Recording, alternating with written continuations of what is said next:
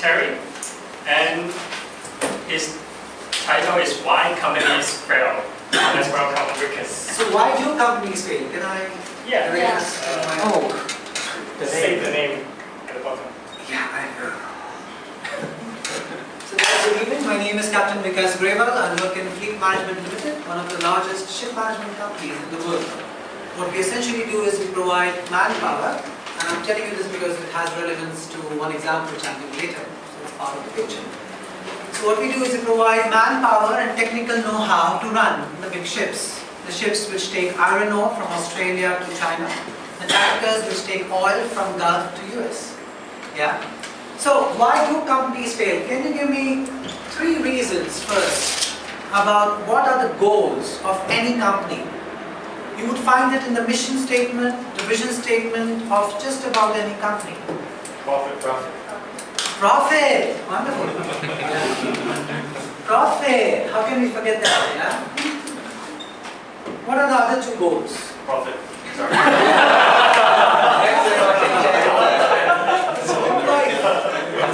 Market share.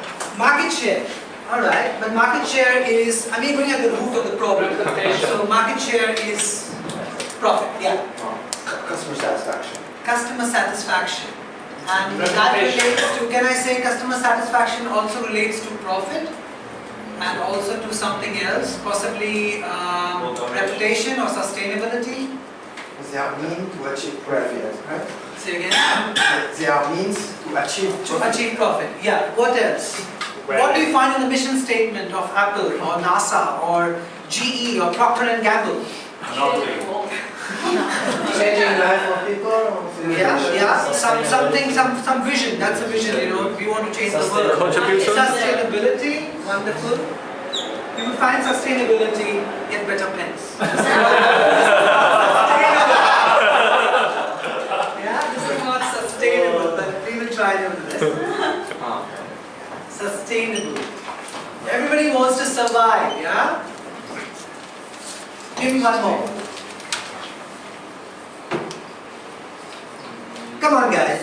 Growth. You're MBA students. Cost is more of revenue cost and then profit. Yeah, that's how it works. Increase the living standard or raise the living standard? Yeah, raise the living standard as well. That is more of a CSR responsibility kind of thing, which forms part of mission of many companies. You're absolutely right. What about social responsibility?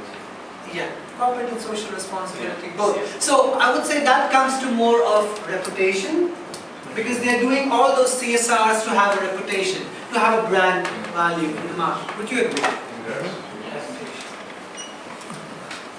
Now, could you give me 3 reasons why a company fails? Why does a company fail? What do you think? Profits. No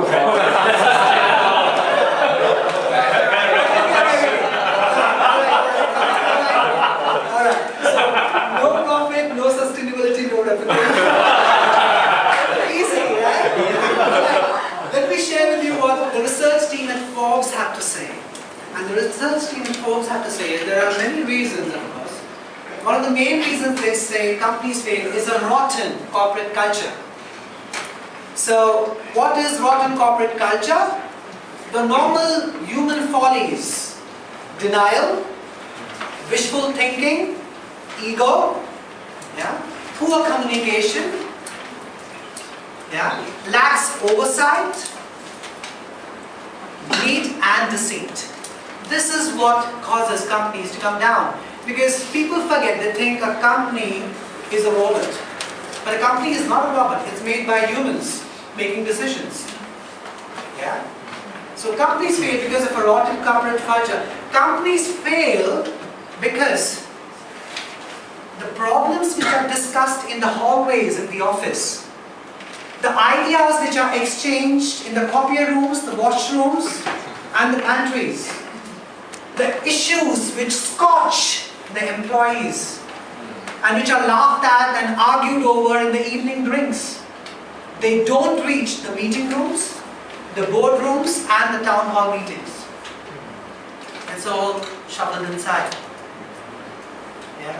Companies fail because of the daily decisions decisions that people make for the company, they forget profit, sustainability, and reputation.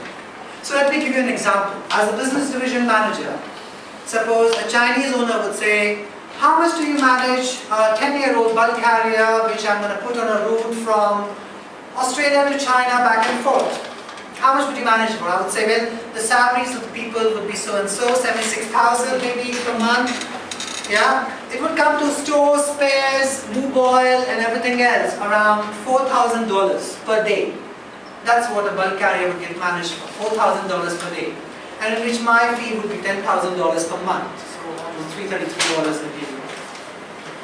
And then he would say, well, I have a Chinese manager who tells me that he can manage the ship for 3,600, so that's 10% lower than you. So could you give me a breakdown? I said, I will give the breakdown to you if you just open your PDF and see it on page 2 and 3 and 4. And then he says, not interested, just interested in the final number, yeah? So you have this experience as well, I guess. So he would go through the breakdown and compare it to the Chinese manager, and then he would say, well, you are spending on these things like Safer Plus, what's that? I said, well, that's a behavior-based safety program. So what we do is, most of our seafarers are from developing countries of China, India and Philippines, and safety is not given a high regard over there. So we incentivize them and we make them go through a team building exercise before they join. And this costs around $15 per person before he joins, and if he behaves safely on board, then at the end of the program, when he signs off, his family, not the seafarer, gets $200. And we have an experience that the wife is very important in deciding which company the seafarer will join, so it helps retention, blah, blah, blah, blah, blah. And he says, well, if you could please exclude my ship from the Safer Plus program. I think it would come to 3,900 and I could argue it out. Now I have a decision to make. I'm standing on 3 pillars: profit, sustainability, and reputation. Yeah. So here is a star of profit flying, and I can jump and catch it and add it to my profit pillar. But I have a dilemma. What's happening to the other 2, reputation and sustainability? So when I jump to catch the profit and land back, if my pillars are going to get weak, they will crumble and the company falls down. But what happens is, well, a little bit of crumbling will not really affect anybody. What happens is when everybody starts doing it, it does happen. And the company comes down. At this part, I'll conclude by saying a famous saying by Lao Tse, 2,600 years ago. He said, people in the handling of their affairs often fail just about as they are about to succeed. If only that person would be as careful at the end of his journey as he was in the beginning, he would never fail. And this is an individual lesson, but it's the same for a corporation. These 3 pillars are what make a company successful at the beginning of its journey. If we are to remember it throughout, the company would never fail. I hope you learned an individual decision. Let that be your daily bread. Thank you. So